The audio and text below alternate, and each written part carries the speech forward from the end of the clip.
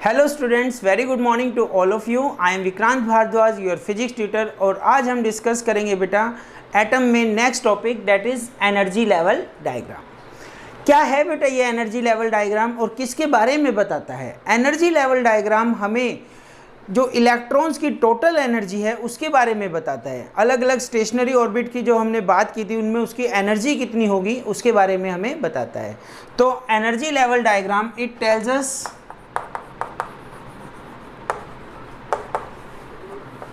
the total energy of an electron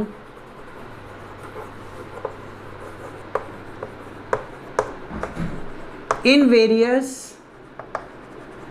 stationary orbits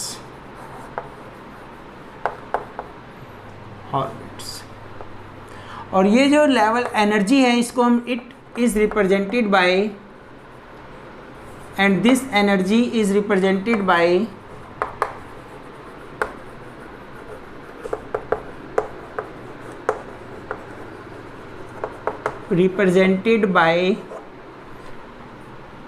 horizontal parallel lines।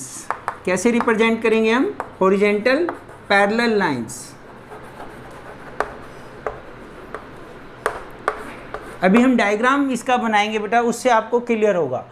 पहले मैं बात करता हूं कि इलेक्ट्रॉन के पास एनर्जी होती कितनी है। तो क्या फॉर्मूला हमने डिस्कस किया था? -2π² 2πm k² z² e⁴ divide by n² h²। ये जो फॉर्मूला था हमारा एनर्जी का फॉर्मूला, हमने लास्ट आर्टिकल में डिस्कस किया था। यहाँ पे zm², ठीक है, 2π² m² k² z² e⁴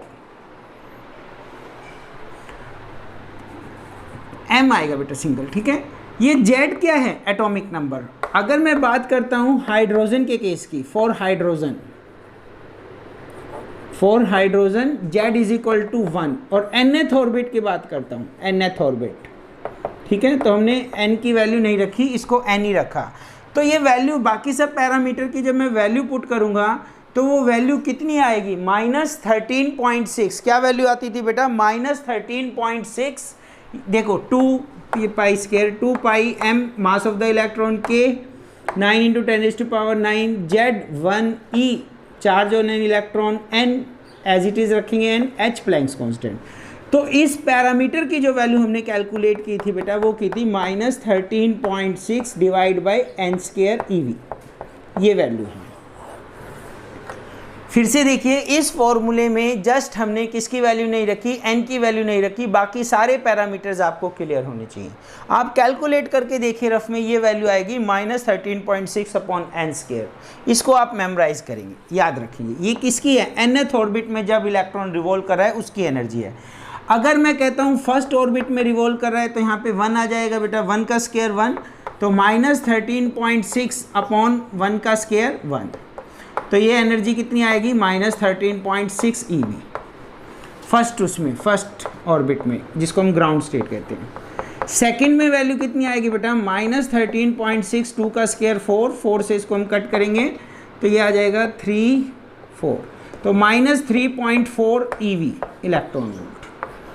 third में कितनी आएगी? -13.6 डिवाइड बाई 9 1.51, तो -1.51 eV थर्ड में।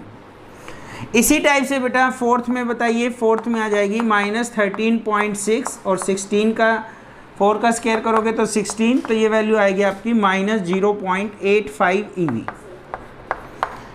फिफ्थ में जब हम करेंगे इसका तो 5 का स्क्वायर 25, तो -13.6/25, तो ये वैल्यू आएगी आपकी 0.54 eV फिफ्थ में विद नेगेटिव साइन। 5 तक आ गया। 6 7 तक बेटा आपको याद रखनी है। E6 यहाँ लिख देते हैं, E6 -13.6 डिवाइड करेंगे आप, ठीक है। तो ये वैल्यू आ जाएगी आपकी -0.37 eV। E7 -13.6, 7 का स्क्वायर 49 से जब आप इसको डिवाइड करेंगे तो ये वैल्यू आएगी 0.28 eV।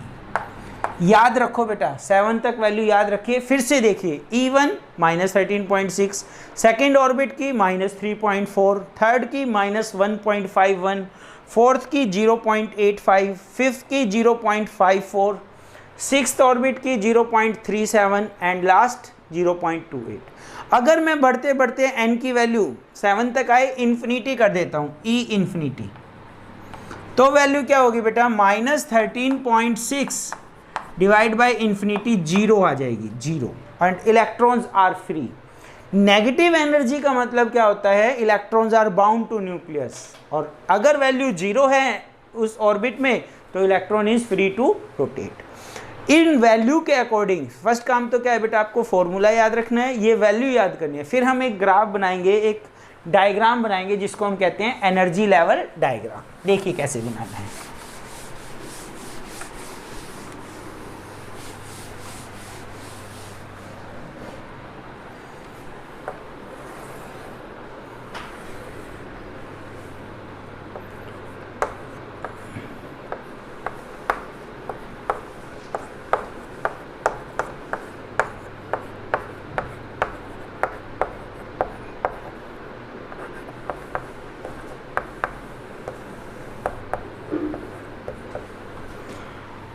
हमारे पास कितनी आई थी स्टार्टिंग में, -13.6 EV, तो हमने 14 EV तक का ग्राफ बना लिया। This is the energy EV,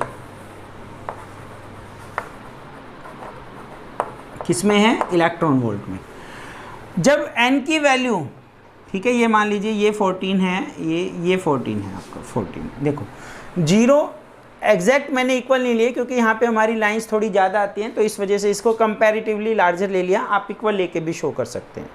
0 1 2 3 4 5 6 up to 14 लिया, तो फर्स्ट ऑर्बिट n की वैल्यू जब 1 थी, E1 कितना बताया आपको, -13.6, तो ये लाइन जो है ये -13.6 को शो कर रही है। n is equal to 1, n is equal to 2, minus सीधा कहाँ आ जाएगा, 1.51, सॉरी 3.4, -3.4, 4 से डिवाइड कीजिए इसको, ठीक है, 3.4 ये वाली लाइन आएगी। n is equal to 2, n is equal to 3, -1.51 ये लाइन आ जाएगी लगभग। n is equal to 3, n is equal to 4, 0.85 ये लाइन आएगी आपकी 0.85, n is equal to 4। n5 की वैल्यू कितनी आएगी, 0.54, ये लगभग हाफ से थोड़ी सी ज़्यादा, n इज इक्वल टू 5, 0.54।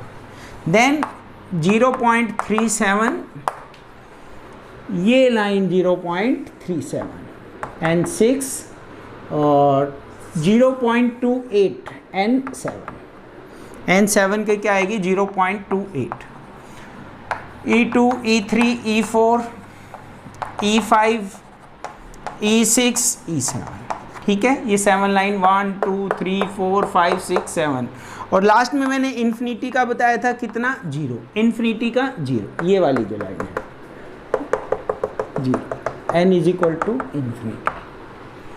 तो ये जो हॉरिजेंटल लाइंस हैं ये क्या शो कर रही है, total energy of an electron in various orbits. First orbit में इतनी, सेकंड में इतनी, लाइक दिस।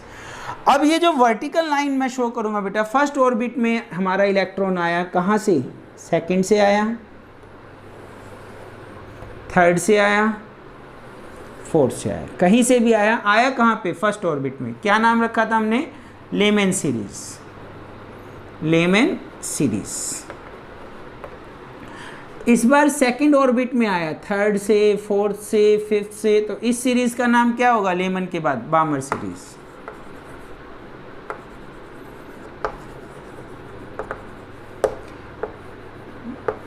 थर्ड में आ रहा है पाश्चन, फोर्थ में आ रहा है, फोर्थ में ये n4 में आ रहा है, बाहर से किसी से भी bracket,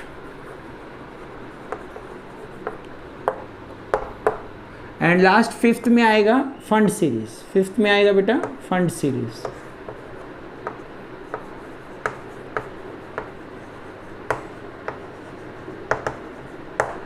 This diagram is known as energy level diagram. This diagram is known as energy level diagram.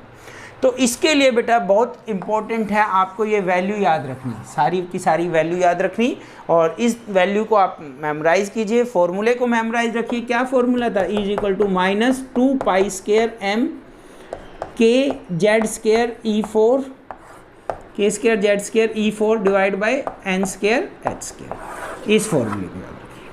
आज के लिए बेटा इतना ही। Thank you very much. Have a nice day.